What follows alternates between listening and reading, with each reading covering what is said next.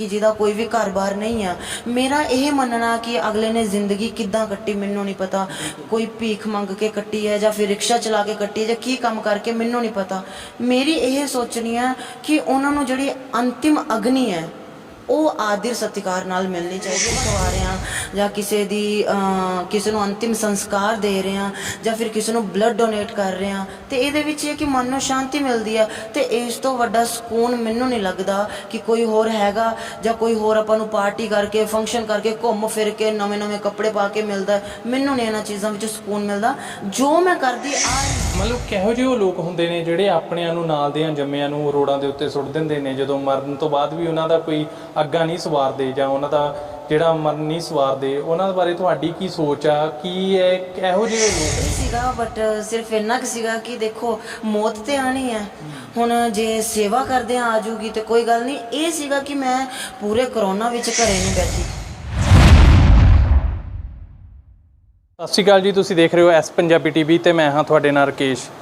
ਅੱਜ ਗੱਲ ਕਰਾਂਗੇ ਆਪਾਂ ਐਨੀ ਰਾਜਪੂਤ ਦੀ। ਐਨੀ ਰਾਜਪੂਤ ਨੇ ਕਿੰਨੀ ਕੁ ਸਟਰਗਲ ਕੀਤੀ ਆ ਔਰ ਇਸ ਛੋਟੀ ਜਿਹੀ ਉਮਰ ਦੇ ਵਿੱਚ ਉਹਨਾਂ ਨੇ ਕਿਹੜੇ ਕੰਮ ਕਰਨੇ ਸ਼ੁਰੂ ਕਰ ਦਿੱਤੇ, ਉਹਨਾਂ ਨਾਲ ਸਾਰੀ ਗੱਲਬਾਤ ਕਰਾਂਗੇ। ਐਨੀ ਮੈਮ, ਸਵਾਗਤ ਹੈ ਜੀ ਤੁਹਾਡਾ ਐਸ ਪੰਜਾਬੀ ਤੇ। ਥੈਂਕ ਯੂ ਮੈਡਮ, ਤੁਹਾਡੀ ਜਿਹੜੀ ਸੋਚ ਆ ਹੁਣ ਤੱਕ ਤੁਹਾਨੂੰ ਕਾਫੀ ਸਮਾਂ ਹੋ ਗਿਆ ਤੁਹਾਨੂੰ ਦੇਖਦਿਆਂ ਨੂੰ। ਤੁਹਾਡੀ ਜਦੋਂ ਫਸਟ ਟਾਈਮ ਤੁਹਾਡੇ ਨਾਲ ਮਿਲੇ ਸੀਗੇ ਕਰੋਨਾ ਕਾਲ ਉਦੋਂ ਚੱਲ ਰਿਹਾ ਸੀਗਾ। ਕਰੋਨਾ ਕਾਲ ਦੇ ਵਿੱਚ ਤੁਹਾਡੀ ਏਜ ਦੇ ਜਿਹੜੇ ਸੀਗੇ ਉਹ ਸਾਰੇ ਘਰਾਂ ਦੇ ਵਿੱਚ ਲੁਕੇ ਬੈਠੇ ਸੀ ਅਤੇ ਤੁਸੀਂ ਮਾਰਕੀਟ ਦੇ ਵਿੱਚ ਉਤਰੇ ਹੋਏ ਸੀਗੇ, ਰੋਡਾਂ ਦੇ ਉੱਤੇ ਫਿਰ ਰਹੇ ਸੀਗੇ, ਲੋਕਾਂ ਦੇ ਈਵਨ ਸੰਸਕਾਰ ਕਰ ਰਹੇ ਸੀ। ਜਦੋਂ ਲੋਕਾਂ ਨੂੰ ਟੱਚ ਕਰਨਾ ਵੀ ਮਨਾ ਸੀ ਕਿ ਕਿਸੇ ਨੂੰ ਵੀ ਹੱਥ ਨਹੀਂ ਮਿਲਾਉਣਾ, ਕਿਸੇ ਤੋਂ ਦੂਰ ਰਹਿਣਾ, ਤੁਸੀਂ ਉਸ ਟਾਈਮ ਵੀ ਸ਼ਮਸ਼ਾਨ ਘਰ ਦੇ ਵਿੱਚ ਲੋਕਾਂ ਦੇ ਸੰਸਕਾਰ ਕਰ ਰਹੇ ਸੀ ਅਤੇ ਉਹ ਅੱਜ ਤੱਕ ਤੁਸੀਂ ਉਸ ਚੀਜ਼ ਨੂੰ ਬਰਕਰਾਰ ਰੱਖਿਆ ਹੋਇਆ, ਕੀ ਕਾਰਨ ਆ? ਪਹਿਲੇ ਤਾਂ ਜੈ ਸ਼ੰਕਰ, ਨਮਸਤੇ। ਕਾਰਨ ਕੁਛ ਨਹੀਂ ਹੈ, ਬਸ ਇਹ ਹੈ ਕਿ ਜਦੋਂ ਕਰੋਨਾ ਆਇਆ, ਠੀਕ ਹੈ, ਬਹੁਤ ਬੁਰਾ ਹਾਲ ਸੀਗਾ। ਕਾਫੀ ਜ਼ਿਆਦਾ ਮੌਤਾਂ ਵੀ ਹੋਈਆਂ ਹੌਸਪੀਟਲ ਦੇ ਵਿੱਚ, ਘਰਾਂ ਦੇ ਵਿੱਚ, ਈਵਨ ਕਿ ਕੋਈ ਇੱਕ ਦੂਸਰੇ ਨੂੰ ਹੱਥ ਵੀ ਨਹੀਂ ਸੀ ਲਗਾ ਰਿਹਾ। ਉਸ ਟਾਈਮ 'ਤੇ ਇਹ ਸੀਗਾ ਕਿ ਚਲੋ ਰੱਬ ਨੇ ਅਗਰ ਦਇਆ ਬਖਸ਼ੀ ਸੀ ਅਤੇ ਬਾਹਰ ਆਏ, ਬਾਹਰ ਆ ਕੇ ਕੋਸ਼ਿਸ਼ ਕੀਤੀ ਆ। ਬਸ ਜ਼ਿੰਦਗੀ ਕਿਵੇਂ ਕਿਸੇ ਨੇ ਕਿੱਦਾਂ ਕੱਟੀ ਸਾਨੂੰ ਨਹੀਂ ਪਤਾ। ਮੇਰੀ ਸੋਚਣੀ ਇਹ ਸੀਗੀ ਕਿ ਅਗਲੇ ਨੂੰ ਜਿਹੜਾ ਲਾਸਟ ਟਾਈਮ ਹੈ, ਅੰਤਿਮ ਟਾਈਮ ਹੈ, ਜਿਹੜਾ ਸੰਸਕਾਰ ਹੈ ਉਹ ਤਾਂ ਮਿਲੇ, ਕਿਉਂਕਿ ਉਸ ਟਾਈਮ 'ਤੇ ਕੋਈ ਵੀ ਸੰਸਕਾਰ ਤੇ ਦੂਰ ਦੀ ਗੱਲ ਹੈ, ਸ਼ਮਸ਼ਾਨ 'ਚ ਵੀ ਕੋਈ ਨਹੀਂ ਸੀ ਜਾ ਰਿਹਾ, ਹੌਸਪੀਟਲ 'ਚ ਵੀ ਕੋਈ ਨਹੀਂ ਸੀ ਜਾ ਰਿਹਾ।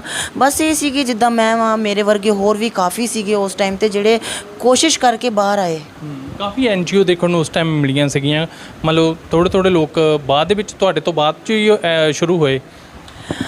ਸਟਾਰਟਅਪ ਕੀਤਾ ਸੀਗਾ, ਉਸ ਤੋਂ ਬਾਅਦ ਹੌਲੀ ਹੌਲੀ ਇਹ ਵੀ ਨਹੀਂ ਕਹਿ ਸਕਦੇ ਕਿ ਬਹੁਤ ਜ਼ਿਆਦਾ ਬਾਹਰ ਆਏ ਸੀ, ਕੁਛ ਕੁ ਸੀਗੇ, ਕਿਉਂਕਿ ਕਈਆਂ ਨੂੰ ਵਹਿਮ ਵੀ ਬਹੁਤ ਜ਼ਿਆਦਾ ਸੀਗੇ ਕਿ ਸਾਨੂੰ ਵੀ ਕਰੋਨਾ ਹੋ ਜਾਊਗਾ, ਬਿਮਾਰ ਹੋ ਜਾਵਾਂਗੇ। ਘਰਦਿਆਂ ਨੇ ਘਰੋਂ ਬਾਹਰ ਨਿਕਲਣ ਤੋਂ ਮਨਾ ਕਰਤਾ ਸੀ। ਉਸ ਟਾਈਮ ਇਹ ਨਹੀਂ ਕਹਿ ਸਕਦੇ ਕਿ ਬਹੁਤ ਜ਼ਿਆਦਾ ਲੋਕ ਬਾਹਰ ਆਏ ਸੀਗੇ, ਕੁਛ ਕੁ ਸੀਗੇ, ਈਵਨ ਕਿ 2-3%। ਉਸ ਟਾਈਮ ਤੁਹਾਡੇ ਮਨ ਦੇ ਵਿੱਚ ਕੋਈ ਡਰ ਪਿਆ ਨਹੀਂ ਸੀ? ਸੰਸਕਾਰ ਜਿਹੜਾ ਹੈ ਮੈਂ ਕਰੋਨਾ ਤੋਂ ਪਹਿਲੇ ਵੀ ਕਰਦੀ ਸੀ। ਅੱਛਾ ਜੀ। ਸੰਸਕਾਰ ਮੈਂ ਕਰੋਨਾ ਤੋਂ ਪਹਿਲੇ ਵੀ ਕਰਦੀ ਸੀ। ਕਰੋਨਾ 'ਤੇ ਇਹ ਸੀਗਾ ਕਿ ਉਸ ਟਾਈਮ ਬੋਡੀ ਨੂੰ ਕੋਈ ਹੱਥ ਨਹੀਂ ਸੀ ਪਾ ਰਿਹਾ, ਉਹ ਬਾਹਰ ਸੀਗੇ, ਸੰਸਕਾਰ ਵੀ ਕੀਤੇ, ਬਾਕੀ ਵੀ ਹੋਰ ਕਾਫੀ ਸੇਵਾ ਕੀਤੀਆਂ, ਮੈਨੂੰ ਤਾਂ ਕੁਛ ਵੀ ਨਹੀਂ ਸੀ ਹੋਇਆ। ਜੇ ਹੋਣਾ ਹੁੰਦਾ ਤਾਂ ਸਟਾਰਟਿੰਗ 'ਚ ਹੀ ਹੋ ਜਾਣਾ ਸੀ, ਜਦ ਹੋਇਆ ਹੀ ਨਹੀਂ ਕੁਛ ਵੀ ਤਾਂ ਫਿਰ ਬਾਹਰ ਨਿਕਲਣ ਨੂੰ ਕੀ ਪ੍ਰੋਬਲਮ ਸੀਗੀ। ਸਭ ਤੋਂ ਪਹਿਲਾਂ ਜ਼ਿਆਦਾ ਮਤਲਬ ਘਰੋਂ ਰੋਕਿਆ ਜਾਂਦਾ ਹੁੰਦਾ ਵੀ ਮਤਲਬ ਕਿਉਂ ਜਾ ਰਹੇ ਹੋ, ਕਿਉਂ ਇਹ ਕੰਮ ਕਰ ਰਹੇ ਹੋ? ਤੁਹਾਡੇ ਘਰਦਿਆਂ ਦੀ ਕੋਈ ਇੱਦਾਂ ਦੀ ਸੋਚ ਨਹੀਂ ਸੀ ਵੀ ਕਿਉਂ ਜਾ ਰਹੇ ਹੋ, ਕਾਹਤੇ ਜਾ ਰਹੇ ਹੋ? ਕਦੀ ਰੋਕ ਟੋਕ ਕੀਤੀ ਹੋਵੇ ਉਹਨਾਂ ਨੇ? ਸਟਾਰਟਿੰਗ 'ਚ ਰੋਕ ਟੋਕ ਕੀਤੀ ਸੀ, ਮੰਮਾ ਨੇ ਵੀ ਕੀਤੀ ਸੀ, ਪਾਪਾ ਨੇ, ਸਾਰਿਆਂ ਨੇ ਕੀਤੀ ਰੋਕ ਟੋਕ, ਕਿਉਂਕਿ ਉਹਨਾਂ ਨੂੰ ਡਰ ਸੀਗਾ ਕਿ ਪ੍ਰੋਬਲਮ ਨਾ ਹੋ ਜਾਏ ਜਾਂ ਮੈਨੂੰ ਵੀ ਕਰੋਨਾ ਨਾ ਹੋ ਜਾਏ।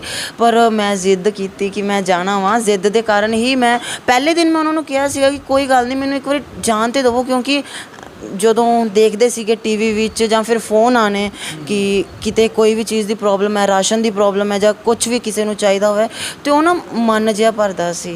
ਅੱਛਾ, ਜਦੋਂ ਤੁਸੀਂ ਇਹ ਮੰਨ ਲਓ ਤੁਹਾਡੇ ਮਨ ਦੇ ਵਿੱਚ ਇਹ ਸੀ ਕਿ ਮੈਂ ਇਹ ਸੇਵਾ ਕਰਨੀ ਆ, ਤੁਸੀਂ ਵਧੀਆ ਨਿਭਾਈ ਵੀ ਉਸ ਚੀਜ਼ ਨੂੰ, ਕਦੇ ਹੋਰ ਕਿਸੇ ਨੇ ਵਧੀਆ ਸਾਥ ਦਿੱਤਾ ਹੋਵੇ, ਕਿਸੇ ਨੇ ਐਪਰੀਸ਼ੀਏਟ ਕੀਤਾ ਹੋਵੇ? ਸਾਥ ਤੇ ਬਹੁਤਿਆਂ ਨੇ ਦਿੱਤਾ, ਨਾਮ ਨਹੀਂ ਇਕੱਲੇ ਦਾ ਲੈ ਸਕਦੀ, ਬਹੁਤਿਆਂ ਨੇ ਸਾਥ ਦਿੱਤਾ। ਐਪਰੀਸ਼ੀਏਟ ਵੀ ਸਾਰਿਆਂ ਨੇ ਕੀਤਾ? ਹਾਂਜੀ। ਅੱਛਾ, ਮਤਲਬ ਉਹ ਉਦੋਂ ਤੋਂ ਤੁਸੀਂ ਸਟਾਰਟਿੰਗ ਕੀਤੀ, ਹਜੇ ਤੱਕ ਵੀ ਉਹ ਚੀਜ਼ ਨੂੰ ਬਰਕਰਾਰ ਆ? ਮਤਲਬ ਹਜੇ ਵੀ ਤੁਸੀਂ ਦੇਖਿਆ ਜਾਂਦਾ ਕਿ ਸੰਸਕਾਰ ਕਰਨ ਲਈ ਕਿਤੇ ਵੀ ਪਹੁੰਚ ਜਾਂਦੇ ਹੋ, ਜਦੋਂ ਕਿ ਇਹ ਸਿਰਫ ਲਵਾਰਸ ਲਾਸ਼ਾਂ ਨੂੰ ਹੀ ਮਤਲਬ ਕਰਨਾ ਸ਼ੁਰੂ ਕੀਤਾ ਤੁਸੀਂ? ਉਸ ਤੋਂ ਬਾਅਦ ਇਹ ਹੋਇਆ ਕਿ ਜਿੱਦਾਂ ਹੁਣ ਲਵਾਰਿਸ ਬੋਡੀ ਕੋਈ ਵੀ ਹੈ, ਜੇ ਕਿਸੇ ਵੀ ਏਰੀਏ ਵਿੱਚ ਕੋਈ ਵੀ ਬੋਡੀ ਮਿਲਦੀ ਹੈ ਤੇ ਉਹਦੀ ਵੈਰੀਫਿਕੇਸ਼ਨ ਹੋਣ ਤੋਂ ਬਾਅਦ ਕਿੰਨੇ ਦਿਨ ਬੋਡੀ ਦਾ ਕੋਈ ਸੰਸਕਾਰ ਨਹੀਂ ਕਰਦਾ। ਤੇ ਬਸ ਉਸ ਤੋਂ ਬਾਅਦ ਮੈਂ ਕੰਟੀਨਿਊਲੀ ਇਹ ਚੀਜ਼ ਹੁਣ ਤੱਕ ਕਰਦੀ ਆ ਰਹੀ ਹਾਂ ਕਿ ਅਗਰ ਕੋਈ ਵੀ ਬੋਡੀ ਮੈਨੂੰ ਮਿਲਦੀ ਆ ਕਿਤੇ, ਇਹ ਚੀਜ਼ ਮੈਂ ਇੱਕ ਛੋਟੀ ਜਿਹੀ ਐਗਜ਼ਾਮਪਲ ਦਿੰਦੀ ਹਾਂ। ਮੇਰੇ ਕੋਲੇ ਇੱਕ ਕੇਸ ਮੇਰੇ ਕੋਲੇ ਇਦਾਂ ਦਾ ਆਇਆ ਸੀ ਕਿ ਇੱਕ ਪਰਸਨ ਜਿਨ੍ਹਾਂ ਦੀ ਫੈਮਿਲੀ ਵੀ ਸੀ, ਉਹਨਾਂ ਨੇ ਮਤਲਬ ਕਿ ਆਪਾਂ ਜਦੋਂ ਪਤਾ ਕਰਵਾਇਆ ਲਾਸਟ ਵਿੱਚ ਉਹਨਾਂ ਦੀ ਫੈਮਿਲੀ ਨੇ ਸਾਫ਼ ਮਨਾ ਕਰਤਾ ਕਿ ਅਸੀਂ ਇਹਨਾਂ ਨੂੰ ਨਹੀਂ ਜਾਣਦੇ। ਬਟ ਉਹਨਾਂ ਨੂੰ ਸਾਨੂੰ ਪਤਾ ਸੀਗਾ, ਉਹਨਾਂ ਨੂੰ ਪਤਾ ਸੀਗਾ ਕਿ ਇਹਨਾਂ ਦੀ ਫੈਮਿਲੀ ਹੈਗੀ ਆ। ਸਿਰਫ ਰੀਜ਼ਨ ਇਹ ਸੀਗਾ ਕਿ ਅੱਜ ਕੱਲ੍ਹ ਦੇ ਕੀ ਕਹਿੰਦੇ ਨਾ ਕਲਯੁੱਗ ਚੱਲਿਆ ਹੋਇਆ। ਕਲਯੁੱਗ ਦੇ ਵਿੱਚ ਮੈਨੂੰ ਨਹੀਂ ਲੱਗਦਾ ਜਦੋਂ ਬੱਚੇ ਵੱਡੇ ਹੋ ਜਾਂਦੇ ਨੇ, ਵਿਆਹਾਂ ਸ਼ਾਦੀਆਂ ਹੋ ਜਾਂਦੀਆਂ ਨੇ, ਮਾਂ-ਬਾਪ ਦੀ ਕਦਰ ਕਰਨਾ ਤੇ ਦੂਰ ਦੀ ਗੱਲ ਹੈ, ਉਹ ਤਾਂ ਰੋਟੀ ਵੀ ਨਹੀਂ ਪੁੱਛਦੇ। ਮੈਂ ਆਪ ਆਪਣੇ ਅੱਖੀ ਦੇਖਿਆ। ਮੈਂ ਕਈ ਵਾਰੀ ਆਸ਼ਰਮ 'ਚ ਵੀ ਜਾ ਕੇ ਆਈ ਹਾਂ। ਮੈਂ ਆਸ਼ਰਮ 'ਚ ਜਾ ਕੇ ਦੇਖਿਆ, ਮੇਰੇ ਕੋਲੇ ਕਾਫੀ ਵੀਡੀਓਜ਼ ਵੀ ਨੇ, ਫੋਟੋਜ਼ ਵੀ ਨੇ ਕਿ ਪੇਰੈਂਟਸ ਉੱਥੇ ਬੈਠੇ ਹੋਏ ਨੇ। ਮਾਂ ਇੱਕ ਮੈਂ ਦੇਖੀ, ਮੇਰੇ ਖਿਆਲ 60 ਕੁ ਸਾਲ ਉਹਨਾਂ ਦੀ ਉਮਰ ਹੋਣੀ ਆ, ਤੇ ਉਹ ਰੋਂਦੇ ਪਏ ਸੀਗੇ। ਮੇਰੇ ਕੋਲ ਆ ਕੇ ਕਹਿੰਦੇ ਸੀਗੇ ਕਿ ਮੇਰਾ ਬੇਟਾ ਮੈਨੂੰ ਲੈਣ ਆ ਰਿਹਾ ਵਾ ਤੇ ਤੁਸੀਂ ਮੈਨੂੰ ਇੱਥੋਂ ਛੱਡ ਦਿਓ। ਉਹਨਾਂ ਨੂੰ ਐਕਚੁਅਲ 'ਚ ਹੱਥ ਉਹਨਾਂ ਦੇ ਬੰਨ੍ਹ ਕੇ ਰੱਖੇ ਹੋਏ ਸੀਗੇ ਕਿਉਂਕਿ ਉਹ ਉੱਠ ਕੇ ਚਲੇ ਜਾਂਦੇ ਸੀ।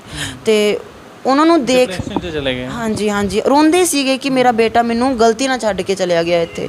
ਪਰ ਉਹਨਾਂ ਨੂੰ ਕੌਣ ਸਮਝਾਊਗਾ ਕਿ ਉਹ ਉਹਨਾਂ ਨੂੰ ਪੂਰਾ ਮਤਲਬ ਕਿ ਪੂਰੀ ਲਾਈਫ ਵਾਸਤੇ ਉਹਨਾਂ ਨੂੰ ਛੱਡ ਕੇ ਗਏ ਨੇ, ਵਾਪਸ ਨਹੀਂ ਲੈ ਕੇ ਆਣਗੇ। ਇਦਾਂ ਦੇ ਕੇਸ ਵੀ ਨਹੀਂ ਤੁਹਾਡੀ ਏਜ ਦੇ ਜਿਹੜੇ ਮਤਲਬ ਕੋਈ ਵੀ ਯੰਗ ਏਜ ਆ, ਮਤਲਬ ਤੁਹਾਡੀ ਏਜ ਦੇ ਲਾ ਲਓ, ਉਹ ਇਸ ਟਾਈਮ ਕਈ ਕੁਝ ਕਰ ਰਹੇ ਨੇ। ਕੋਈ ਸਟੱਡੀ ਵੱਲ ਨੂੰ ਧਿਆਨ ਦੇ ਰਿਹਾ, ਕੋਈ ਆਪਣੀ ਕੈਰੀਅਰ ਬਣਾਉਣ ਪਿੱਛੇ ਲੱਗਾ ਹੋਇਆ। ਤੁਹਾਡੀ ਇਹ ਸੋਚ ਕਿਵੇਂ ਬਣੀ ਹੋਈ ਹੈ ਕਿ ਜਿਹੜੇ ਤੁਸੀਂ ਇੱਕ ਡਿਫਰੈਂਟ ਹੀ ਤੁਹਾਡੀ ਸੋਚ ਆ, ਡਿਫਰੈਂਟ ਹੀ ਤੁਸੀਂ ਵਰਕ ਕਰ ਰਹੇ ਹੋ ਇੱਕ? ਜਿੱਦਾਂ ਹੁਣ ਮੇਰੀ ਏਜ ਜਿੰਨੀ ਹੈਗੀ 29 ਏਜ ਹੈ ਮੇਰੀ, ਬਟ ਇਸ ਏਜ ਵਿੱਚ ਦੇਖੋ ਘੁੰਮਦੇ ਨੇ, ਫਿਰਦੇ ਨੇ, ਪਾਰਟੀਜ਼ ਕਰਦੇ ਨੇ। ਮੈਂ ਇਹਨਾਂ ਵਿੱਚੋਂ ਕੁਛ ਵੀ ਨਹੀਂ ਕਰਦੀ, ਨਾ ਮੈਂ ਘੁੰਮਣ ਜਾਂਦੀ ਹਾਂ, ਪਾਰਟੀਜ਼ ਕੁਛ ਵੀ ਨਹੀਂ, ਨਾ ਮੇਰਾ ਫਰੈਂਡ ਸਰਕਲ ਹੈ। ਤੇ ਮੈਂ ਸਿਰਫ ਇਹ ਚੀਜ਼ਾਂ ਕਰਕੇ ਸਕੂਨ ਮਿਲਦਾ ਅਗਰ ਆਪਾਂ ਇਸ ਚੀਜ਼ ਵਿੱਚ ਸ਼ਾਂਤੀ ਹੈ। ਅੱਛਾ, ਨਹੀਂ ਜਦੋਂ ਮਤਲਬ ਕੋਈ ਲਵਾਰਸ ਬੋਡੀ ਦੀ ਤੁਹਾਡੇ ਕੋਲ ਕੋਈ ਇਨਫੋਰਮੇਸ਼ਨ ਆਉਂਦੀ ਆ ਤੇ ਉਹ ਤੁਹਾਡੇ ਨਾਲ ਕਿਵੇਂ ਕੰਟੈਕਟ ਕਰਦਾ ਹੈ? ਕਿਵੇਂ ਹੁਣ ਤੱਕ ਮਤਲਬ ਕਿੰਨੇ ਕੁ ਤੁਸੀਂ ਜਿਹੜੇ ਸੰਸਕਾਰ ਕਰ ਚੁੱਕੇ ਹੋ? ਸੰਸਕਾਰ ਦੀ ਤੇ ਮੈਂ ਅੱਜ ਤੱਕ ਕਦੇ ਗਿਣਤੀ ਨਹੀਂ ਕੀਤੀ, ਕਾਫੀ ਕਰ ਚੁੱਕੀ ਹਾਂ। ਜਿਵੇਂ ਕਿ ਜਿਸ ਏਰੀਏ ਵਿੱਚ ਅਗਰ ਉੱਥੋਂ ਦੇ ਥਾਣੇ ਜਾਂ ਚੌਂਕੀ ਵਿੱਚ ਅਗਰ ਲਵਾਰਿਸ ਬੋਡੀ ਆਉਂਦੀ ਆ, ਪਹਿਲੇ ਉਹਦੀ ਵੈਰੀਫਿਕੇਸ਼ਨ ਹੁੰਦੀ ਆ ਉਸ ਏਰੀਏ ਵਿੱਚ। ਜਦੋਂ ਪੂਰਾ ਕਨਫਰਮ ਹੋ ਜਾਂਦਾ ਕਿ ਇਹਦਾ ਕੋਈ ਵਾਲੀ ਵਾਰਿਸ ਨਹੀਂ ਹੈ, ਫਿਰ ਉਹ ਸਿਵਲ ਹਸਪੀਟਲ ਵਿੱਚ ਉਸ ਬੋਡੀ ਨੂੰ ਰੱਖਿਆ ਜਾਂਦਾ। ਉਸ ਤੋਂ ਬਾਅਦ ਮਤਲਬ ਮੇਰੇ ਖਿਆਲ 3 ਦਿਨ ਤੱਕ ਉਹਦੀ ਵੈਰੀਫਿਕੇਸ਼ਨ ਕਰਨ ਤੋਂ ਬਾਅਦ ਜਦ ਲੱਗਦਾ ਕਿ ਨਹੀਂ ਹੁਣ ਕੋਈ ਵੀ ਨਹੀਂ ਹੈ, ਉੱਥੋਂ ਫਿਰ ਉਸ ਏਰੀਏ ਦੇ ਚੌਂਕੀ ਤੋਂ ਮੈਨੂੰ ਉਹਨਾਂ ਦੇ ਇੰਚਾਰਜ ਵੱਲੋਂ ਕਾਲ ਆਉਂਦੀ ਆ ਕਿ ਸੰਸਕਾਰ ਹੈਗਾ। ਤੇ ਫਿਰ ਮੈਂ ਸਲੇਮ ਟਾਬਰੀ ਹੋ ਗਿਆ, 3 ਨੰਬਰ ਡਿਵੀਜ਼ਨ ਹੋ ਗਿਆ, ਮੈਂ ਇੱਥੇ ਜਾ ਕੇ ਫਿਰ ਆਪਣੇ ਹੱਥੀਂ ਸੰਸਕਾਰ ਕਰਕੇ ਆਉਂਦੀ ਹਾਂ। ਹੈ ਨਹੀਂ, ਅੱਗੇ ਇੱਕ ਤੁਸੀਂ ਗੱਲ ਕਰ ਰਹੇ ਸੀਗੇ ਕਿ ਤੁਸੀਂ ਸ਼ਮਸ਼ਾਨ ਘਰ ਵੀ ਚੇਂਜ ਕਰ ਦਿੱਤਾ। ਕੀ ਮੁਸ਼ਕਲ ਆ ਗਈ ਸੀਗੀ? ਕਿਉਂ ਤੁਸੀਂ ਉਹਨੂੰ ਚੇਂਜ ਕਰ ਦਿੱਤਾ ਸੀਗਾ? ਪਹਿਲੇ ਤਾਂ ਮੈਂ ਦੇਖਦੀ ਹੁੰਦੀ ਸੀ ਕਿ ਅਗਰ ਜਿੱਦਾਂ ਹੁਣ ਸੰਸਕਾਰ ਵਾਸਤੇ ਬੋਡੀ ਆਈ ਆ ਕਿ ਬੇਕਦਰੀ ਨਾਲ ਸੰਸਕਾਰ ਕੀਤਾ ਜਾਂਦਾ ਸੀ, ਠੀਕ ਹੈ। ਸੈਕੰਡਲੀ ਇਹ ਹੈ ਕਿ ਬੇਕਦਰੀ ਕਿਵੇਂ ਦੇਖਦੇ ਹੋ ਤੁਸੀਂ? ਕਿਵੇਂ ਹੁੰਦੀ ਸੀਗੀ ਬੇਕਦਰੀ? ਮੈਂ ਕਰੋਨਾ ਟਾਈਮ 'ਚ ਵੀ ਦੇਖਿਆ ਸੀ, ਬੋਡੀ ਨੂੰ ਗੱਡੀ 'ਚੋਂ ਚੱਕ ਕੇ ਸਿੱਟ ਦਿੰਦੇ ਸੀ ਬਾਹਰ, ਤੇ ਉਸ ਤੋਂ ਬਾਅਦ ਗਿੱਲੀਆਂ ਲੱਕੜਾਂ ਹੋ ਗਈਆਂ, ਉਹਦੇ ਵਿੱਚ ਸੰਸਕਾਰ ਕਰਦੇ ਨਾ, ਅੱਧੀ ਗਲੀ ਸੜੀ ਬੋਡੀ। ਮੈਨੂੰ ਨਹੀਂ ਪਤਾ ਉਹਦਾ ਅੱਗੇ ਕੀ ਕਰਦੇ ਸੀ ਉਹ, ਤੇ ਮੈਨੂੰ ਉਹ ਚੀਜ਼ ਵਧੀਆ ਨਹੀਂ ਲੱਗੀ। ਦੂਸਰੀ ਗੱਲ ਹੈ ਕਿ ਕਈ ਵਾਰੀ ਅਮਾਊਂਟ, ਹੁਣ ਤੇ ਅਮਾਊਂਟ ਮੈਂ ਸਲੇਮ ਟਾਬਰੀ ਜਾਂਦੀ ਹੁੰਦੀ ਹਾਂ ਸੰਸਕਾਰ ਕਰਨ, ਉੱਥੇ ਜਿੰਨੀ ਮੇਰੀ ਪੋਕਟ ਅਲਾਉ ਕਰਦੀ ਹੈ ਉਨਾ ਉਹ ਵੀ ਮੇਰੇ ਨਾਲ ਪੂਰਾ ਸਾਥ ਦਿੰਦੇ ਨੇ ਉਹ। ਤੇ ਮੇਰੀ ਇੱਕ ਕੋਸ਼ਿਸ਼ ਹੁੰਦੀ ਆ ਕਿ ਮੈਂ ਸੰਸਕਾਰ ਆਪਣੇ ਹੱਥੀਂ ਕਰਦੀ ਹਾਂ। ਅਗਰ ਮੇਰੇ ਜਾਣ ਤੋਂ ਪਹਿਲੇ ਸੰਸਕਾਰ ਹੋਇਆ ਹੋਏਗਾ ਜਾਂ ਬੋਡੀ ਉਹਨੇ ਨੀਚੇ ਉਤਾਰੀ ਹੋਏਗੀ, ਮੈਂ ਸੰਸਕਾਰ ਕਰਨ ਤੋਂ ਸਾਫ਼ ਮਨਾ ਕਰ ਦਿੰਦੀ ਹੁੰਦੀ ਹਾਂ, ਕਿਉਂਕਿ ਬੇਕਦਰੀ ਹੁੰਦੀ ਆ। ਹੁਣ ਮੈਂ ਆ, ਆਪਾਂ ਫੈਮਿਲੀ, ਸਾਡੀ ਸਾਰੀ ਫੈਮਿਲੀ ਆ, ਤੁਹਾਡੀ ਫੈਮਿਲੀ ਆ। ਹੁਣ ਮੈਨੂੰ ਕੱਲ੍ਹ ਨੂੰ ਕੁਛ ਹੋ ਜਾਂਦਾ, ਮੇਰੀ ਫੈਮਿਲੀ ਪੂਰੇ ਸਤਿਕਾਰ ਨਾਲ ਮੇਰਾ ਸੰਸਕਾਰ ਕਰੂਗੀ, ਹੈ ਨਾ। ਤੇ ਜ਼ਰੂਰੀ ਨਹੀਂ ਹੈ ਕਿ ਅਗਲੇ ਦੀ ਅਗਰ ਫੈਮਿਲੀ ਨਹੀਂ ਹੈ ਜਾਂ ਕੀ ਪਤਾ ਨਾ ਲੱਗਿਆ ਹੋਵੇ, ਘੱਟ ਤੋਂ ਘੱਟ ਲਾਸਟ ਵਾਲਾ ਟਾਈਮ ਜਿਹੜਾ ਹੈਗਾ ਉਹ ਤੇ ਕਦਰ ਨਾਲ ਮਿਲਣਾ ਚਾਹੀਦਾ ਨਾ, ਚੱਕ ਕੇ ਉਹਨਾਂ ਨੂੰ ਪ੍ਰੋਪਰ ਸੰਸਕਾਰ। ਮੇਰਾ ਇਹ ਹੈ ਕਿ ਮੈਨੂੰ ਪੂਰਾ ਨਹੀਂ ਆਉਂਦਾ ਕਿ ਕਿੱਦਾਂ ਸੰਸਕਾਰ ਕਰੀਦਾ। ਮੈਂ ਆਪ ਲੱਕੜਾਂ ਦੇ ਕੇ, ਆਪ ਹਵਨ ਪਾ ਕੇ, ਗੰਗਾ ਜਲ ਪਾ ਕੇ, ਕਪੂਰ ਪਾ ਕੇ, ਆਪ ਆਪਣੇ ਹੱਥੀਂ, ਇਹਨਾਂ ਦੋਵਾਂ ਹੱਥਾਂ ਨਾਲ ਹੀ ਮੈਂ ਸੰਸਕਾਰ ਕਰਦੀ ਹਾਂ। ਤਦ ਤੱਕ ਮੈਂ ਬਿਲਕੁਲ ਵੀ ਪੇ ਨਹੀਂ ਕਰਦੀ ਜਦ ਤੱਕ ਮੈਂ ਸੰਸਕਾਰ ਆਪਣੇ ਹੱਥੀਂ ਆਪਣੀ ਅੱਖਾਂ ਨਾਲ ਦੇਖ ਕੇ ਨਾ ਕਰਾਂ। ਯਾਨੀ ਕਿਹੋ ਜਿਹਾ ਫੀਲ ਹੁੰਦਾ ਉਦੋਂ ਜਦੋਂ ਤੁਸੀਂ ਇੱਦਾਂ ਮਤਲਬ ਕਰਦੇ ਹੋ? ਅੱਜ ਕੱਲ੍ਹ ਤਾਂ ਜੇ ਕੋਈ ਸ਼ਮਸ਼ਾਨ ਦੇ ਮੂਹਰੋਂ ਵੀ ਲੰਘ ਜਾਂਦਾ ਤੇ ਆਣ ਕੇ ਘਰੇ 2 ਵਾਰੀ ਨਹਾਉਂਦਾ। ਬਚਪਨ 'ਚ ਇਹ ਸੁਣਿਆ ਸੀਗਾ। ਵੈਸੇ ਸਾਡੇ ਧਰਮ ਵਿੱਚ ਵੀ ਕਹਿੰਦੇ ਆ ਕਿ ਕੁੜੀ ਸ਼ਮਸ਼ਾਨ ਘਾਟ ਵਿੱਚ ਨਹੀਂ ਜਾਂਦੀ, ਜਿਹੜੀ ਕੁਆਰੀ ਕੁੜੀ ਹੁੰਦੀ ਆ। ਆਪਾਂ ਵੀ, ਮੈਂ ਕਦੇ ਵੀ ਨਹੀਂ ਸੀ ਗਈ, ਡਰ ਹੀ ਬਹੁਤ ਲੱਗਦਾ ਸੀ ਛੋਟੇ ਹੁੰਦਿਆਂ, ਤੇ ਫੈਮਿਲੀ ਨੇ ਕਦੇ ਅਲਾਉ ਵੀ ਨਹੀਂ ਸੀ ਕੀਤਾ।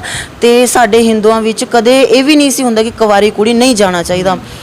ਬਹੁਤ ਵਹਿਮ ਭਰਮ ਵੀ ਮੰਨੇ ਗਏ ਨੇ, ਘਰ ਦੇ ਵੀ ਡਰਦੇ ਰਹਿੰਦੇ ਨੇ ਬੱਚਿਆਂ ਨੂੰ ਕਿ ਸ਼ਮਸ਼ਾਨ ਦੇ ਨੇੜੇ ਨਹੀਂ ਜਾਣਾ ਚਾਹੀਦਾ।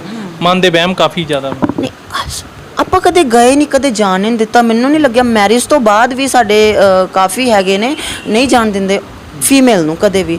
ਪਰ ਮੈਂ ਜਾਣੀ ਆ, ਮੈਂ ਸੰਸਕਾਰ ਵੀ ਕਰਦੀ ਹਾਂ, ਮੈਨੂੰ ਅਜੇ ਤੱਕ ਕਦੇ ਕੋਈ ਪ੍ਰੋਬਲਮ ਨਹੀਂ ਆਈ। ਕਹਿੰਦੇ ਸੀਗੇ ਕਿ ਕੁਆਰੀ ਕੁੜੀ ਨਹੀਂ ਜਾਣੀ ਚਾਹੀਦੀ ਆ, ਮੈਂ ਮੇਰੇ ਖਿਆਲ 5-6 ਪਤਾ ਨਹੀਂ ਕਿੰਨੇ ਸਾਲ ਹੋ ਗਏ ਮੈਂ ਜਾਣੀ ਹੁੰਨੀ ਆ, ਤੇ ਮੈਨੂੰ ਅਜੇ ਤੱਕ ਕੋਈ ਪ੍ਰੋਬਲਮ ਨਹੀਂ ਆਈ। ਉਲਟਾ ਹਾਂ, ਵਧੀਆ ਫੀਲ ਹੁੰਦਾ, ਕਿਉਂਕਿ ਜਿਹੜਾ ਮੈਂ ਸੰਸਕਾਰ ਕਰਦੀ ਹਾਂ, ਮੈਂ ਕਿਸੇ ਦੀ ਬੇਟੀ ਬਣ ਕੇ, ਕਿਸੇ ਦੀ ਭੈਣ ਬਣ ਕੇ, ਕਿਸੇ ਦੀ ਮਾਂ ਬਣ ਕੇ, ਏਜ ਦੇ ਮੁਤਾਬਿਕ ਮੈਨੂੰ ਸਕੂਨ ਬਹੁਤ ਮਿਲਦਾ ਕਿ ਜਦੋਂ ਫੀਲ ਹੁੰਦਾ। ਹੁਣ ਮੈਂ ਥੋੜ੍ਹੇ ਦਿਨ ਪਹਿਲੇ ਸੰਸਕਾਰ ਕਰਕੇ ਆਈ ਸੀ ਕਿ 2 ਸੰਸਕਾਰ ਇਕੱਠੇ। ਉਹਨਾਂ ਦੀ ਏਜ ਹੋਣੀ ਆ ਮੇਰੇ ਖਿਆਲ 60 ਸਾਲ ਦੀ, ਤੇ ਉਹਨਾਂ ਦੀ ਤੇ ਮੈਂ ਬੱਚਿਆਂ ਬਰਾਬਰ ਹੋਈ ਨਾ। ਤੇ ਮੇਰੇ ਜਿਹੜੇ ਉੱਥੇ ਸਾਈਨ ਹੋਏ ਸੀਗੇ, ਤੇ ਉਸ ਤੋਂ ਬਾਅਦ ਜਦੋਂ ਮੈਂ ਇੱਕ ਦਿਲੋਂ ਸੰਸਕਾਰ ਕੀਤਾ ਸੀ, ਮੈਂ ਐਜ਼ ਏ ਬੱਚਾ ਉਹਨਾਂ ਦਾ ਸੰਸਕਾਰ ਕੀਤਾ ਸੀ, ਤਾਂ ਕਿ ਉਹਨਾਂ ਦੀ ਸ਼ਾਂਤੀ ਤੇ ਮਿਲੇ। ਉਹਨਾਂ ਨੂੰ ਇੰਨਾ ਤੇ ਹੋਏ ਕਿ ਆਤਮਾ ਹੈ, ਕਹਿੰਦੇ ਹੁੰਦੇ ਆ ਨਾ ਕਿ ਆਤਮਾ ਨੂੰ ਸ਼ਾਂਤੀ ਮਿਲਦੀ ਹੈ, ਤੇ ਕੀ ਪਤਾ ਉਹਨਾਂ ਨੇ ਇਹ ਵੀ ਦੇਖਿਆ ਹੋਏਗਾ ਕਿ ਮੈਂ ਉਹਨਾਂ ਦਾ ਸੰਸਕਾਰ ਕੀਤਾ ਤੇ ਸਕੂਨ ਤੇ ਮਿਲਿਆ ਹੀ ਹੋਣਾ। ਬਹੁਤ ਵਧੀਆ ਸੋਚ ਹੈ ਨਹੀਂ ਤੁਹਾਡੀ, ਮਤਲਬ ਸੋਚ ਦੇਖ ਕੇ ਮਤਲਬ ਕਾਫੀ ਜ਼ਿਆਦਾ ਮਤਲਬ ਮਨ ਨੂੰ ਹੁੰਦਾ, ਖੁਸ਼ੀ ਮਿਲਦੀ ਹੈ ਕਿ ਅੱਜ ਦੀ ਡੇਟ ਦੇ ਵਿੱਚ ਵੀ ਇੰਨੀ ਕੇਸ ਦੇ ਬੱਚੇ ਮਤਲਬ ਇੰਨੀ ਵਧੀਆ ਸੋਚ ਰੱਖਦੇ ਆ। ਮਤਲਬ ਕਾਫੀ ਜ਼ਿਆਦਾ ਐਪਰੀਸ਼ੀਏਟ ਅਸੀਂ ਵੀ ਤੁਹਾਨੂੰ ਕਰਦੇ ਹਾਂ ਕਿ ਜਿਹੜੇ ਵੀ ਤੁਹਾਨੂੰ ਦੇਖ ਰਹੇ ਆ ਉਹ ਤੁਹਾਡੀ ਸੋਚ ਦੇ ਉੱਤੇ ਜ਼ਰੂਰ ਮਤਲਬ ਤੁਹਾਡੇ ਨਾਲ ਹੋਰ ਜੁੜਨ ਤੁਹਾਡੇ, ਤਾਂ ਜੋ ਤੁਹਾਨੂੰ ਅੱਗੇ ਹੋਰ ਇਸ ਕੰਮ ਦੇ ਵਿੱਚ ਐਪਰੀਸ਼ੀਏਟ ਮਿਲੇ। ਕਈਆਂ ਨੇ ਮੈਨੂੰ ਕਿਹਾ ਵੀ ਕਿ ਤੁਹਾਨੂੰ ਮੈਨੂੰ ਸ਼ਮਸ਼ਾਨ ਨਹੀਂ ਜਾਣਾ ਚਾਹੀਦਾ, ਕੁੜੀ ਹੋ ਤੁਸੀਂ, ਗਲਤ ਕੰਮ ਕਰ ਰਹੇ ਹੋ ਤੁਸੀਂ। ਮੈਂ ਉਹਨਾਂ ਨੂੰ ਜਵਾਬ ਦਿੱਤਾ, ਚਲੋ ਠੀਕ ਹੈ, ਮੈਂ ਨਹੀਂ ਜਾਊਂਗੀ, ਤੁਸੀਂ ਜਾਓ। ਨਹੀਂ ਅਸੀਂ ਕਿਉਂ ਜਾਈਏ, ਅਸੀਂ ਪੈਸੇ ਭੇਜ ਦਾਂਗੇ, ਇਹ ਕਰ ਦਾਂਗੇ। ਮੈਂ ਕਿਹਾ ਯਾਰ ਤੁਸੀਂ ਜਦ ਕਰਨਾ ਹੀ ਨਹੀਂ ਹੈ ਕੁਝ ਵੀ, ਤਾਂ ਤੁਸੀਂ ਬੋਲ ਕਿਉਂ ਰਹੇ ਹੋ? ਮਤਲਬ ਤੁਸੀਂ ਆਪ ਇਹ ਚੀਜ਼ਾਂ ਦੇ ਵਿੱਚ ਤੁਸੀਂ ਉਤਰੇ ਹੋ, ਜਿੱਦਾਂ ਮਤਲਬ ਤੁਸੀਂ ਕਹਿ ਰਹੇ ਹੋ ਕਿ ਮੈਂ ਸਿਵਲ ਹਸਪੀਟਲ ਦੇ ਵਿੱਚ ਜਾਂਦੇ ਹੋ, ਮਤਲਬ ਉੱਥੋਂ ਬੋਡੀ ਹਾਇਰ ਕਰਦੇ ਹੋ, ਫਿਰ ਅੱਗੇ ਜਾ ਕੇ ਨਾ ਫਿਰ ਇੱਦਾਂ ਦਾ ਕੋਈ ਸਰਕਾਰੀ ਵੀ ਚੀਜ਼ ਬਣੀ ਹੋਊਗੀ, ਸਰਕਾਰ ਨੇ ਵੀ ਕੁਛ ਇਹ ਅਲਵਾਰਸ ਵਾਸਤੇ ਕੁਛ ਬਣਾਇਆ ਹੋਊਗਾ, ਉਹ ਵੀ ਸੰਸਕਾਰ ਲਈ ਕੁਛ ਕਰਦੇ ਹੋਣਗੇ। ਸੁਣਨ 'ਚ ਸੁਣਿਆ ਤੇ ਹੈ ਮੈਂ ਕਿ ਸਰਕਾਰ ਵੱਲੋਂ ਵੀ। ਦੇਖਿਆ ਨਹੀਂ ਇਸ ਚੀਜ਼ ਨੂੰ? ਨਹੀਂ, ਮੈਂ ਦੇਖਿਆ ਨਹੀਂ, ਕਿਉਂਕਿ ਮੈਂ ਕਾਫੀ ਮੇਰੇ ਸਰਕਲ 'ਚ ਜਿੱਦਾਂ ਹੁਣ ਸੰਸਕਾਰ ਕਰਦੇ ਆ, ਵੀਡੀਓ ਸ਼ੇਅਰ ਹੁੰਦੀ ਆ, ਤੇ ਮੈਨੂੰ ਕਹਿ ਦਿੰਦੇ ਨੇ ਕਿ ਤੁਸੀਂ ਉੱਥੇ ਕਾਲ ਕਰ ਦਿੰਦੇ, ਉੱਧਰ ਕਰ ਦਿੰਦੇ, ਫੋਨ 'ਚ ਨਹੀਂ ਚਾਹੀਦੀ ਸੀ ਨਾ, ਕਿਉਂਕਿ ਬਟ ਇੱਦਾਂ ਦਾ ਮੈਂ ਕੁਝ ਦੇਖਿਆ ਹੀ ਨਹੀਂ। ਹੋਣਾ ਚਾਹੀਦਾ, ਵੈਸੇ ਹੋਣਾ ਚਾਹੀਦਾ, ਕਿਉਂਕਿ ਦੇਖੋ ਹੁਣ ਸੰਸਕਾਰ ਕਰਦੇ ਹਾਂ ਅਸੀਂ 3 ਨੰਬਰ ਡਿਵੀਜ਼ਨ ਵਿੱਚ 4000 ਰੁਪਏ। ਮਤਲਬ ਮੰਥਲੀ ਕਿੰਨਾ ਕੁ ਮਤਲਬ ਤੁਹਾਡੇ ਕੋਲ ਆ ਜਾਂਦੇ ਇੱਦਾਂ ਦੇ? ਮੈਂ ਮੰਥਲੀ 2 ਤੋਂ 3 ਸੰਸਕਾਰ ਕਰ ਦਿੰਦੀ ਹੁੰਦੀ ਹਾਂ। ਮਤਲਬ ਬਿਨਾਂ ਹਰ ਇੱਕ ਮੰਥ? ਹਾਂਜੀ, 2 ਜਾਂ 3 ਸੰਸਕਾਰ ਮੇਰੇ ਕੋਲੇ ਹੋ ਜਾਂਦੇ ਨੇ। ਤੇ ਜ਼ਿਆਦਾਤਰ ਕਿਸ ਕੈਟਾਗਰੀ ਦੇ ਲੋਕ ਹੁੰਦੇ ਨੇ ਉਹ ਜਿਹੜੇ ਮਤਲਬ ਇਦਾਂ ਲਵਾਰਸ ਜਿਹਨੇ ਹੁੰਦੇ ਨੇ? ਜਿੱਦਾਂ ਕੋਈ ਭੀਖ ਮੰਗਦਾ ਹੁੰਦਾ ਹੈ, ਰਿਕਸ਼ਾ ਚਲਾਉਂਦੇ ਹੁੰਦੇ ਆ, ਹਾਂ ਬਸ ਰੋਡ ਤੇ ਹੀ ਮਿਲਦੇ ਆ, ਜਿੱਦਾਂ ਆਟੋ ਵਾਲੇ ਹੋ ਗਏ, ਜਾਂ ਫਿਰ ਜਿੱਦਾਂ ਝੁੱਗੀ ਝੌਂਪੜੀ ਵਾਲੇ ਹੋ ਗਏ, ਉਹਨਾਂ ਦੇ ਕਹਿ ਦਿੰਦੇ ਨੇ ਕਿ ਇਹ ਇਕੱਲਾ ਰਹਿੰਦਾ ਸੀ, ਉਹੀ ਚੀਜ਼ਾਂ। ਮੈਨੂੰ ਤਾਂ ਲੱਗਦਾ ਕਈਆਂ ਦੇ ਪਰਿਵਾਰ ਹੁੰਦੇ ਵੀ ਹੈ, ਪਰ ਉਹ ਇਸ ਚੱਕਰ ਵਿੱਚ ਕਿ ਫ੍ਰੀ 'ਚ ਸੰਸਕਾਰ ਹੋ ਜਾਊਗਾ ਤੇ ਸਾਹਮਣੇ ਨਹੀਂ ਆਉਂਦੇ, ਕਿਉਂਕਿ ਜੇ ਝੁੱਗੀ ਝੌਂਪੜੀ ਵਿੱਚੋਂ ਅਗਰ ਕਿਸੇ ਦੀ ਬੋਡੀ ਮਿਲ ਰਹੀ ਹੈ। ਕੀ ਮੈਸੇਜ ਦੇਣਾ ਚਾਹੁੰਦੇ ਨੇ ਇਹੋ ਜਿਹੇ ਘਟੀਆ ਸੋਚ ਵਾਲੇ ਬੰਦਿਆਂ ਨੂੰ, ਜਿਹੜੇ ਮੰਨ ਲਓ ਆਪਾਂ ਘਟੀਆ ਹੀ ਕਹਿ ਸਕਦੇ ਹਾਂ, ਕਿ ਜਿਹੜੇ ਆਪਣੇ ਢਿੱਡੋਂ ਜੰਮੇ ਬੱਚਿਆਂ ਨੂੰ ਜਾਂ ਮੰਨ ਲਓ ਨਾਲ ਦੇ ਜੰਮਿਆਂ ਨੂੰ ਉਹ ਇੱਦਾਂ ਫ੍ਰੀ ਦੇ ਚੱਕਰਾਂ ਦੇ ਵਿੱਚ ਇੱਦਾਂ ਉਹਨਾਂ ਦੀ ਅੰਤਿਮ ਜਿਹੜੀ ਯਾਤਰਾ ਉਹ ਵੀ ਪੂਰੀ ਨਹੀਂ ਕਰ ਸਕਦੇ? ਮੇਰਾ ਤਾਂ ਇਹ ਮੰਨਣਾ, ਪਹਿਲੀ ਗੱਲ ਤੇ ਚਾਹੇ ਬੱਚੇ ਆ ਚਾਹੇ ਮਾਂ-ਬਾਪ ਹੈ, ਘਰੋਂ ਕੱਢੋ ਨਾ, ਹੈ ਨਾ। ਜੇ ਉਹ ਬਾਹਰ ਹੈਗੇ ਆ, ਚਲੋ ਰੱਬ ਨੇ ਕਿਹਦੀ ਕਿਸਮਤ ਕਿੱਦਾਂ ਬਣਾਈ ਸਾਨੂੰ ਨਹੀਂ ਪਤਾ, ਜਿਹੜੀ ਵੀ ਕਿਤੇ ਵੀ ਅਗਰ ਚਲੋ ਠੀਕ ਹੈ ਕਿਸੇ ਦਾ ਪਰਿਵਾਰ ਨਹੀਂ ਹੈ, ਅਗਰ ਮਿਲਦਾ ਤੇ ਆਸੇ-ਪਾਸੇ ਵਾਲੇ, ਪਹਿਲੀ ਗੱਲ ਤਾਂ ਇਹ ਹੈ ਕਿ ਤੁਹਾਨੂੰ ਪਤਾ ਲੱਗਦਾ ਕਿ ਅਗਲੇ ਦੀ ਤਬੀਅਤ ਖਰਾਬ ਹੈ, ਥੋੜ੍ਹਾ ਬਹੁਤਾ ਧਿਆਨ ਰੱਖੋ। ਜੇ ਠੀਕ ਹੈ, ਜੇ ਅਗਰ ਨਹੀਂ ਰੱਖ ਪਾ ਰਹੇ ਹੋ ਧਿਆਨ, ਬਹੁਤ ਸਾਰੀ NGOs ਬਣੀਆਂ ਹੋਈਆਂ ਨੇ, ਉਹਨਾਂ ਹਵਾਲੇ ਕਰੋ। ਉੱਤੋਂ ਆ ਗਈ ਸੰਸਕਾਰ ਦੀ ਗੱਲ, ਅਗਰ ਠੀਕ ਹੈ, ਜੇ ਤੁਹਾਨੂੰ ਪਤਾ ਕਿ ਤੁਹਾਡੇ ਨਾਲ ਦਾ ਕੋਈ ਮਰ ਗਿਆ, ਤੇ ਜੋ ਬਜ਼ੁਰਗ ਹੈ, ਚਾਹੇ ਬੱਚਾ ਹੈ, ਚਾਹੇ ਕੁਛ ਵੀ ਹੈ, ਤੁਸੀਂ ਸਾਥ ਦਿਓ। ਸਾਥ ਨਹੀਂ ਦਿੰਦੇ, ਮੈਂ ਆਪ ਦੇਖਿਆ। ਮੈਂ ਇੱਕ ਬੋਡੀ ਦਾ ਤੇ ਸੰਸਕਾਰ ਕੀਤਾ ਸੀ, ਮੇਰੇ ਖਿਆਲ ਸਾਲ ਕੁ ਹੋ ਗਿਆ, ਸਮੈਲ ਆ ਰਹੀ ਸੀ, ਮੇਰੇ ਖਿਆਲ 15-16 ਦਿਨ ਹੋ ਗਏ ਸੀ ਬੋਡੀ ਨੂੰ ਰੱਖਿਆ ਨੂੰ, ਸਮੈਲ ਆ ਰਹੀ ਸੀ। ਮੇਰੀ ਆਪ ਦੀ ਹਿੰਮਤ ਨਹੀਂ ਸੀ ਪੈਰੀ ਖੜੇ ਹੋਣ ਦੀ ਕੋਲ, ਪਰ ਜੇ ਅਗਰ ਮੈਂ ਵੀ ਉਸ ਟਾਈਮ ਇੱਦਾਂ ਕਰਦੀ ਤੇ ਕੀ ਬਣਨਾ ਸੀ। ਮੈਂ ਉਸ ਰਾਤ ਸੁੱਤੀ ਨਹੀਂ ਸੀ, ਕਿਉਂਕਿ ਉਹਨਾਂ ਕੋਲੇ ਸਮੈਲ ਆ ਰਹੀ ਸੀ। ਬੜਾ ਅਜੀਬ ਜਿਹਾ ਫੀਲ ਹੋ ਰਿਹਾ ਸੀ, ਮੈਨੂੰ ਹੁਣ ਵੀ ਫੀਲ ਹੋ ਰਿਹਾ, ਕਿਉਂਕਿ ਦੇਖਦੇ ਆ ਨਾ ਜਾ ਕੇ ਕੋਈ ਕਿੱਦਾਂ piਆ ਕੋਈ ਕਿੱਦਾਂ ਪਿਆ।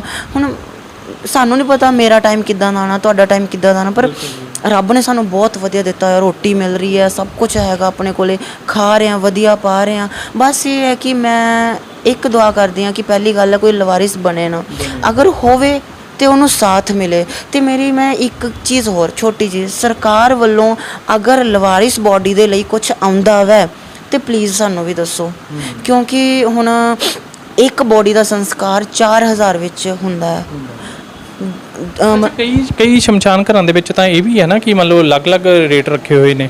ਹਾਂਜੀ ਹਾਂਜੀ, 3 ਨੰਬਰ ਡਿਵੀਜ਼ਨ ਹੈ ਇੱਥੇ, ਮੇਰੇ ਖਿਆਲ 4000 ਦੇ ਨੀਅਰ ਰੇਟ ਹੈਗਾ। ਸਲੇਮ ਟਾਬਰੀ ਹੈ 2300 ਤੋਂ 2500 ਰੁਪਏ ਹੈ। ਇਹਦੇ ਵਿੱਚ ਵੀ ਇੰਨਾ ਫਰਕ ਹੁੰਦਾ ਜੀ? ਹੁਣ ਦੇਖੋ ਹੁਣ ਇਹ ਚੀਜ਼ ਦਾ ਨਹੀਂ ਪਤਾ, ਗੱਲ ਹੋਈ ਸੀਗੀ ਇੱਕ ਵਾਰੀ ਵਾਰਸ ਲਾਸ਼ਾਂ ਨੂੰ ਇੱਕ ਬੰਦਾ ਕੁਝ ਆਪਣਾ ਭਲਾ ਕਰ ਰਿਹਾ ਨਾ, ਮੰਨ ਲਓ ਕੁਝ ਇੱਕ ਹੈਲਪ ਕਰ ਰਿਹਾ ਤੇ ਉਹਨੂੰ ਤਾਂ ਕੁਝ ਕਿ 1-2 NGOs ਹੈਗੀਆਂ ਨੂੰ ਉਹਨਾਂ ਨੂੰ ਹੀ ਲੈਸ ਮਿਲੀ ਹੋਈ ਹੈ। ਹੁਣ ਮੈਨੂੰ ਨਹੀਂ ਪਤਾ ਉਹ ਕਿਹੜੀਆਂ NGO ਨੇ ਜਿਨ੍ਹਾਂ ਨੂੰ ਲੈਸ ਮਿਲੀ ਹੋਈ ਹੈ। ਹਾਂ, ਜਦੋਂ ਹੁਣ ਮੈਂ ਆ ਇੱਕ ਉਹਨਾਂ ਨੂੰ ਪਤਾ ਕਿ ਮੈਂ ਸੰਸਕਾਰ ਕਰਦੀ ਹੁੰਨੀ ਆ ਤੇ ਉਹਨਾਂ ਨੂੰ ਆਪ ਗੱਲ ਕਰਨੀ ਚਾਹੀਦੀ ਆ। ਆਪਾਂ ਕਰਨ ਦੀ ਕੋਸ਼ਿਸ਼ ਕੀਤੀ ਆ, ਉਹ ਕਹਿੰਦੇ ਸਾਡੇ ਹੱਥ 'ਚ ਕੁਝ ਨਹੀਂ ਹੈ। ਮੈਂ ਇੱਕ ਚੀਜ਼ ਸੋਚੀ ਆ, ਇੱਕ ਪਰਿਵਾਰ ਹੈ, ਉਹਨਾਂ ਦਾ ਕੋਈ ਪਰਿਵਾਰ ਦਾ ਸਦੱਸਿਆ ਜਿਹੜਾ ਉੱਥੇ ਸੰਸਕਾਰ ਹੋ ਰਿਹਾ, ਸਾਰੇ ਰੀਤੀ ਰਿਵਾਜ ਸਭ ਕੁਝ ਹੋ ਰਿਹਾ, ਉਹਨਾਂ ਦੀ ਫੈਮਿਲੀ ਸੰਸਕਾਰ ਕਰ ਰਹੀ ਆ, ਇੱਕ ਪਾਸੇ ਲਵਾਰਿਸ ਹੈ ਤੇ ਉਸ ਚੀਜ਼ ਨੂੰ ਕੀ ਕਹਿੰਦੇ ਉਹਨੂੰ ਸੰਸਕਾਰ ਜਿਹੜਾ ਹੈਗਾ ਉਸ ਮਤਲਬ ਕਿ ਜਿੱਦਾਂ ਮੈਂ ਹੋ ਗਈ, ਮੇਰੇ ਵਰਗੇ ਹੋਰ ਬਥੇਰੇ ਨੇ ਉਹ ਕਰਦੇ ਨੇ, ਉਹ ਚੀਜ਼ ਗਲਤ ਹੈ। ਸਰਕਾਰ ਵੱਲੋਂ ਕੁਛ ਨਾ ਕੁਛ ਹੈਲਪ ਮਿਲਣੀ ਚਾਹੀਦੀ ਹੈ। ਇੱਕ ਚੀਜ਼ ਹੋਰ ਮੈਂ ਦੇਖਿਆ, ਸੰਸਕਾਰ ਜਿਹੜਾ ਹੈ ਲਵਾਰਿਸ ਦਾ ਜ਼ਮੀਨ 'ਤੇ ਕੀਤਾ ਜਾਂਦਾ, ਉਹ ਚੀਜ਼ ਵੀ ਮੈਨੂੰ ਬਹੁਤ ਗਲਤ ਲੱਗੀ ਹੈ। ਕਿਉਂ? ਮਤਲਬ ਜ਼ਮੀਨ 'ਤੇ ਕਿਸ ਤਰ੍ਹਾਂ? ਜਿੱਦਾਂ ਸੰਸਕਾਰ ਹੁੰਦਾ ਵੈ ਫੈਮਿਲੀ ਪਰਸਨ ਦਾ ਹੋ ਰਿਹਾ, ਉਹਨੂੰ ਥੜਾ ਮਿਲਦਾ ਤੇ ਲਵਾਰਿਸ ਜਿਹੜੇ ਹੈਗੇ ਉਹਨਾਂ ਦਾ ਜ਼ਮੀਨ 'ਤੇ ਹੁੰਦਾ। ਕੀ ਕਾਰਨ ਮੰਨਦੇ ਹੋ ਮੈਡਮ ਇੱਦਾਂ? ਜਿਹੜੇ ਪਰਿਵਾਰਿਕ ਪਰਸਨ ਨੇ ਉਹ ਇਸ ਚੀਜ਼ ਨੂੰ ਉਹ ਕਰਦੇ ਨੇ, ਅਸੈਪਟ ਨਹੀਂ ਕਰਦੇ। ਤੇ ਮੇਰੀ ਕੋਸ਼ਿਸ਼ ਹੈ ਇਹ, ਮੈਂ ਹੁਣ ਗੱਲ ਕਰ ਰਹੀ ਹਾਂ ਕਿ ਮੈਂ ਐਜ਼ ਏ ਅੱਗੇ ਤੋਂ ਜਿਹੜੀ ਮੇਰੀ ਕੋਸ਼ਿਸ਼ ਹੈ ਇਹ ਰਹੇਗੀ ਕਿ ਜੇ ਹੁਣ ਮੇਰੇ ਕੋਲੇ ਕੋਈ ਸੰਸਕਾਰ ਦਾ ਆਏਗਾ, ਮੈਂ ਪਹਿਲੇ ਇੱਕ ਪੇਪਰ ਅੰਦਰ ਜਿਹੜਾ ਸ਼ਮਸ਼ਾਨ ਦੇ ਵਿੱਚ ਆਪਣੇ ਸਾਈਨ ਕਰੂੰਗੀ ਪੱਕੇ, ਉਹਨਾਂ ਦੀ ਏਜ ਦੇ ਮੁਤਾਬਿਕ ਆਪਣਾ ਇੱਕ ਰਿਸ਼ਤਾ ਉਹਨਾਂ ਨਾਲ ਦਊਂਗੀ ਕਿ ਮੇਰਾ ਇਹਨਾਂ ਨਾਲ ਰਿਸ਼ਤਾ, ਕਿਉਂਕਿ ਅਗਰ ਉਹਨਾਂ ਨਾਲ ਮੇਰਾ ਰਿਸ਼ਤਾ ਹੋਏਗਾ ਤਾਂ ਉਹਨਾਂ ਨੂੰ ਥੜਾ ਮਿਲੂਗਾ। ਤੇ ਮੇਰੀ ਇਹ ਕੋਸ਼ਿਸ਼ ਹੈ ਕਿ ਮੈਂ ਇਹ ਚੀਜ਼ ਕਰ ਪਾਵਾਂ। ਇਹ ਮਤਲਬ ਹੈ ਤਾਂ ਉਹ ਵੀ ਇਨਸਾਨ, ਉਹਨਾਂ ਨਾਲ ਇੰਨਾ ਵਿਤਕਰਾ ਕਿਉਂ? ਹੁਣ ਇਹ ਚੀਜ਼ ਜਿੱਦਾਂ ਹੁਣ ਕਈ ਹੈਗੇ ਨੇ ਨਾ ਕਿ ਇਹ ਲਵਾਰਿਸ ਹੈ, ਪਤਾ ਨਹੀਂ ਕਿੱਦਾਂ ਦਾ ਹੈ, ਕੀ ਹੈ, ਅਸ਼ੁੱਧ ਕਹਿੰਦੇ ਉਹਨੂੰ, ਅਸ਼ੁੱਧ ਗਲਤ ਭਾਸ਼ਾ ਹੈ ਬਟ ਕਹਿੰਦੇ ਆ ਅਸ਼ੁੱਧ। ਫੈਮਲੀਆਂ ਅਸੈਪਟ ਨਹੀਂ ਕਰਦੀਆਂ ਕਿ ਇੱਥੇ ਅਸੀਂ ਆਪਣੇ ਫੈਮਲੀਆਂ ਦੇ ਸੰਸਕਾਰ ਕਰਾਉਣੇ ਹੁੰਦੇ ਆ। ਪਤਾ ਨਹੀਂ ਕੌਣ ਹੈ, ਹੁਣ ਇਹ ਵੀ ਨਹੀਂ ਪਤਾ ਕਿ ਉਹ ਹਿੰਦੂ ਹੋਣਾ ਜਾਂ ਮੁਸਲਮਾਨ ਹੋਣਾ ਜਾਂ ਸਿੱਖ ਹੈ, ਕੌਣ ਹੈ ਸਾਨੂੰ ਨਹੀਂ ਪਤਾ। ਮੇਰੀ ਕੋਸ਼ਿਸ਼ ਇਹ ਹੈ ਕਿ ਦੇਖੋ ਅਗਰ ਸ਼ਿਵ ਸਾਥ ਦੇਣਗੇ ਕਿ ਅੱਗੇ ਤੋਂ ਮੈਂ ਵੀ ਉਹਨਾਂ ਨੂੰ ਥੜਾ ਦੇ ਪਾਵਾਂ ਐਜ਼ ਏ ਪਰਿਵਾਰ। ਇਹ ਨਵੀਂ ਗੱਲ ਤੁਹਾਡੇ ਤੋਂ ਸੁਣਨ ਨੂੰ ਮਿਲੀ ਆ, ਸੁਣ ਕੇ ਬੜੀ ਅਜੀਬ ਵੀ ਲੱਗੀ ਆ ਕਿ ਇੰਨਾ ਵਿਤਕਰਾ ਉਸ ਅੰਤਮ ਘਰ ਦੇ ਵਿੱਚ ਵੀ ਹੋ ਰਿਹਾ। ਆਮ ਤਾਂ ਜ਼ਮੀਨਾਂ ਪਿੱਛੇ ਲੜਦੇ ਸੁਣੇ ਸੀਗੇ, ਘਰਾਂ ਪਿੱਛੇ ਲੜਦੇ ਲੋਕ ਸੁਣੇ ਸੀਗੇ, ਜਿਹੜੀ ਅੰਤਮ ਜਿੱਥੇ ਜਿਹੜੀ ਮੇਨ ਘਰ ਆ ਉੱਥੇ ਵੀ ਇਹ ਚੀਜ਼ਾਂ ਦੇਖਣ ਨੂੰ ਮਿਲ ਰਹੀਆਂ ਨੇ। ਹੈ ਤੇ ਬੁਰੀ ਗੱਲ ਹੈ, ਪਰ ਕੀ ਕਰੀਏ ਹੁਣ। ਸ਼ਮਸ਼ਾਨ ਜਿਹੜੇ ਅੰਦਰ ਨੇ ਉਹਨਾਂ ਦਾ ਕੋਈ ਕਸੂਰ ਨਹੀਂ ਹੈ ਇਹਦੇ ਵਿੱਚ, ਜਿਹੜੇ ਅੰਦਰ ਉਹ ਸੰਸਕਾਰ ਕਰਵਾ ਰਹੇ ਨੇ ਪੰਡਿਤ ਨੇ, ਉਹਨਾਂ ਦਾ ਕੋਈ ਕਸੂਰ ਨਹੀਂ ਹੈ। ਇਹ ਕੁਛ ਉਹ ਫੈਮਲੀਆਂ ਨੇ ਜਿਹੜੀਆਂ ਫੈਮਲੀਆਂ ਦੀ ਵਜ੍ਹਾ ਨਾਲ ਸਾਰੇ ਜਿਹੜੇ ਹੈਗੇ ਆ ਕਿ ਸੰਸਕਾਰ ਨੀਚੇ ਹੁੰਦੇ ਆ। ਮੈਂ ਸਲੇਮ ਟਾਬਰੀ ਜਾਂਦੀ ਹਾਂ, ਉੱਥੇ ਥੋੜ੍ਹਾ ਜਿਹਾ ਕੁਛ ਫੈਮਲੀਜ਼ ਦੇ ਕਾਰਨ ਹੈਗਾ ਥੜੇ ਤੋਂ ਨੀਚੇ ਸੰਸਕਾਰ ਹੁੰਦਾ। 3 ਨੰਬਰ ਡਿਵੀਜ਼ਨ ਜਿਹੜਾ ਹੈ ਉੱਥੇ ਥੜਾ ਮਿਲਦਾ। ਉੱਥੇ ਸ਼ਾਇਦ ਕਾਫੀ ਜਿਹੜੇ ਅੰਦਰ ਦੇ ਪੰਡਿਤ ਨੇ ਉਹ ਵਧੀਆ ਨੇ, ਕਈ ਵਾਰੀ ਪੰਡਿਤ ਵੀ ਗਲਤ ਹੁੰਦੇ ਨੇ, ਆਪਾਂ ਕੀ ਕਹਿ ਸਕਦੇ ਹਾਂ। ਕੀ ਮੈਸੇਜ ਦੇਣਾ ਚਾਹੁੰਦੇ ਹੋ ਮੈਡਮ ਬਾਕੀ ਲੋਕਾਂ ਨੂੰ ਤੇ ਉਹਨਾਂ ਲੋਕਾਂ ਨੂੰ ਜਿਹੜੇ ਇਹਨਾਂ ਤੋਂ ਥੋੜ੍ਹਾ ਵਿਤਕਰਾ ਕਰ ਰਹੇ ਨੇ? ਜਾਂ ਮੈਂ ਸਿਰਫ ਇਹੀ ਕਹਿਣਾ ਚਾਹੂੰਗੀ ਕਿ ਸੰਸਕਾਰ ਠੀਕ ਹੈ, ਅੰਤਿਮ ਹੈ, ਉਹ ਸਾਡਾ ਵੀ ਅੰਤ ਹੋਣਾ, ਸਾਰਿਆਂ ਦਾ ਹੋਣਾ। ਉਹ ਅੰਤ ਸਾਡਾ ਅੰਤ ਟਾਈਮ ਹੈ, ਉਸ ਟਾਈਮ ਵਿੱਚ ਜਿੰਨਾ ਹੋ ਸਕੇ ਸਾਨੂੰ ਸਾਥ ਦੇਣਾ ਚਾਹੀਦਾ। ਜੇ ਨਹੀਂ ਸਾਥ ਦੇ ਸਕਦੇ ਹੋ ਤੁਸੀਂ ਮੇਰਾ ਕੰਟੈਕਟ ਦੇ ਦਿਓ, ਮੇਰੇ ਤੱਕ ਪਹੁੰਚਾ ਦਿਓ, ਹੋਰ ਵੀ ਬਥੇਰੇ ਨੇ ਉਹਨਾਂ ਤੱਕ ਪਹੁੰਚਾ ਦਿਓ। ਤੇ ਬਸ ਇਹ ਹੈ ਕਿ ਕੋਸ਼ਿਸ਼ ਹੈ, ਮੇਰੀ ਤੇ ਕੋਸ਼ਿਸ਼ ਹੈ ਕਿ ਇੰਨੇ ਟਾਈਮ ਤੋਂ ਚੱਲਦੇ ਆ ਰਹੇ ਹਾਂ, ਅੱਗੇ ਵੀ ਕੋਸ਼ਿਸ਼ ਹੈ ਵਧੀਆ ਤਰੀਕੇ ਨਾਲ ਚੱਲਾਂਗੇ। ਇਹ ਸਨ ਸਾਡੇ ਨਾਲ ਐਨੀ ਰਾਜਪੂਤ ਜੀ, ਜਿਨ੍ਹਾਂ ਦੀ ਬਹੁਤ ਵਧੀਆ ਸੋਚ ਆ। ਜੇ ਉਹ ਕਿਸੇ ਦਾ ਭਲਾ ਕਰਨ ਲਈ ਜਾਂ ਕਿਸੇ ਦਾ ਬੈਨੀਫਿਟ ਕਰਨ ਲਈ ਉਹ ਆਪਣੇ ਆਪ ਨੂੰ ਇੱਕ ਅੱਗੇ ਲੈ ਕੇ ਜਾ ਰਹੇ ਨੇ, ਤੇ ਲੋਕਾਂ ਨੂੰ ਵੀ ਚਾਹੀਦਾ ਕਿ ਉਹਨਾਂ ਦਾ ਪੂਰਾ ਤਰ੍ਹਾਂ ਸਾਥ ਦੇਣ, ਪੂਰੀ ਤਰ੍ਹਾਂ ਉਹਨਾਂ ਦੇ ਨਾਲ ਖੜਨ। ਹੋਰ ਨਵੀਂ ਅਪਡੇਟ ਲਈ ਬਣੇ ਰਹੋ ਇਸ ਪੰਜਾਬੀ TV ਨਾਲ।